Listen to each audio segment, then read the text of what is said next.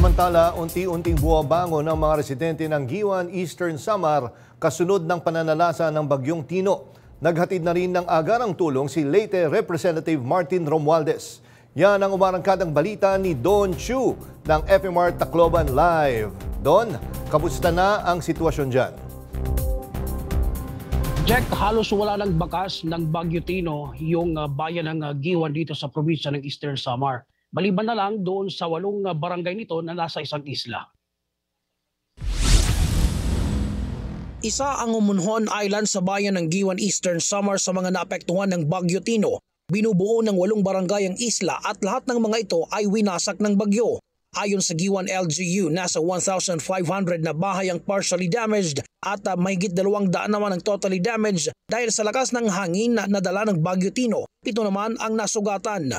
Aabot din sa 2,500 na pamilya o mahigit 9,000 individual ang apektado ng bagyo. Ang pinaghandaan po talaga ng munisipyo yung storm surge kasi yun po yung ina-highlight ng even ng pag-asa ng storm surge. Mabuti na lang at hindi po ganun kataas ang surge ng tubig dito sa munisipyo. Bilang tugon sa pangangailangan ng mga apektado ng bagyo sa isla, nagpadala ng tulong si Leyte 1st District Representative Martin Romualdez kaninang umaga.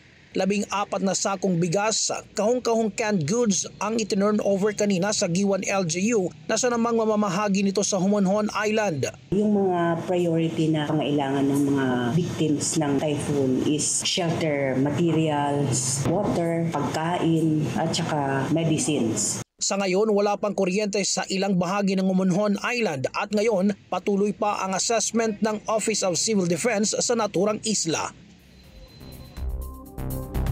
Jack, Ninia, sa mga oras na ito ay per information mula sa LGU dito sa munisipyo ay nandun pa rin sa isla si Mayor Gonzales Juan at sila ay kasama siya ng governor ng Eastern Samar, Governor Verdone, na nag-a-assess para makita talaga yung extent ng damage nung nakaraang Bagyo Tino at may paabot ang tulong para sa mga apektado.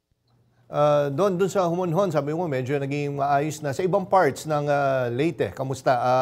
Balik na ba sa normal ang kuryente? Anong kailangan pa na karagdagang tulong sa mga oras na ito?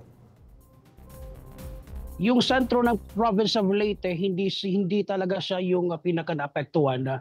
Yung tinamaan ay yung sa may southern Leyte. But so far, as of now, nadadaanan na yung mga national highway na may mga natutumbang poste ng kuryente at mga malalaking puno. And balik na rin sa normal, yung basic services like kuryente, tubig, wala namang problema?